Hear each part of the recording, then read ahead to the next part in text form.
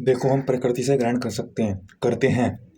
प्रकृति से हमारा कार्य है ग्रहण करना। तो प्रकृति हमारा अहित नहीं कर सकती। जो भी हम करते हैं जीवन में होता है वह प्रकृति से हम ही करते हैं। अपने भय के कारण, अपने उत्साह के कारण, अपने लालच के कारण, मोह क्रोधवश इत्यादि वश कुछ अच्छा चाहते हैं, कभी अपना अहित कर लेते हैं।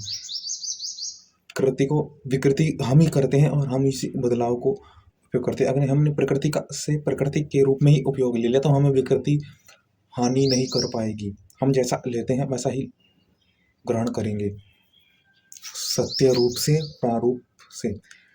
जिस प्रकार जैसे कि ज्ञान कर्म उपासना, प्रथम उपासना से बोध होगा, ज्ञान से वह प्रकट होगा उसका स्वरूप, और कर्म से हम उसको अपने अनुरूप कर पाएंगे। कर्म जैसे कि होम इत्यादि कर्म, होम इत्यादि, यज्ञ इत्यादि पदार्थों का उपयोग करना। पदार्थों को प्रकट आप करोगे कि देखो ये बोध हुआ, अब कुछ ऐसे ऐसे है, उसका वास्तविक स्वरूप ज्ञान आपको ऐसे हो गया, अब उसको उपयोग में लाना वास्तविक कर्म हुआ।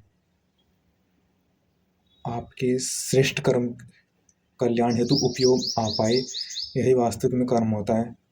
यही कर्म कहलाया जाएगा कि आप उपयोग वह आया। उपयोग का अर्थ यही है कि उस श्रेष्ठ कर्म में उपयोग हो गया, तो फिर वह आप स्वयं उसमें हानि नहीं करोगे। आपने वो उस योग के लिए ग्रहण कर लिया। अगर आप पदार्थ से योग के रूप में जुड़े तो आप उस योग के लिए आपने वह ग्रहण कर लिया। अब आपको चिंता की आवश्यकता नहीं, क्योंकि आपके साथ उसी भाव से फिर श्रेष्ठ कार्य होगा, उस भाव से ही आपके साथ अच्छा होगा जीवन में। कर्म को देख करके हमारे कर्म की इच्छा होती है। व्यवहार में अगर अधर्म हुआ, अपाप हुआ तो व्यक्ति दुख भोगेगा।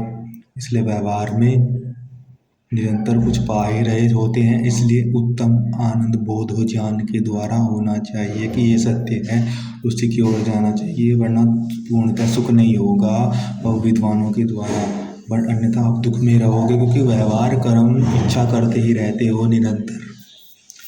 ज्ञान के द्वारा आनंद का बोध होता है। ज्ञान यही तो है जिससे कि आनंद का पता चले कि ये आनंद तो पहले विद्यमान है, सत्य तो पहले ही वास्तविक सत्य को ज्ञान के द्वारा। लोग जितने उत्साह में आते हैं उस उत्साह को बनाए रखना, मन का कार्य यही तो है कि आत्मा को चला उस उत्साह को बनाए रखना। कल्पनाएं करके या इत्यादि बातें करके, विचार मन के द्वारा बात बुद्धि से। सत्य वही होता है कि जैसे को जैसा कहना। आपको भान होगा कि ये क्यों अच्छा है, तब आपको ज्ञात होगा कि हाँ सत्य ये क्यों अच्छा है। यह किसी चीज की वस्तु के बारे में प्राप्त हुई जानकारी के विषय में ज्ञात होना कि ये जानकारी क्यों अच्छी है। उस श्रेष्ठ आनंद के लिए वास्तव में आनंद ही सत्य है कि इस ज्ञान को प्राप्त करने के लिए सत्य तो विद्यमान है, आनंद विद्यमान है। उसको बोध करना, उस आनंद को बोध है, वह ज्ञान के प्राप्त होता है। इसलिए तो ज्ञान बोध करना, ज्ञान का अर्थ है बोध कराना,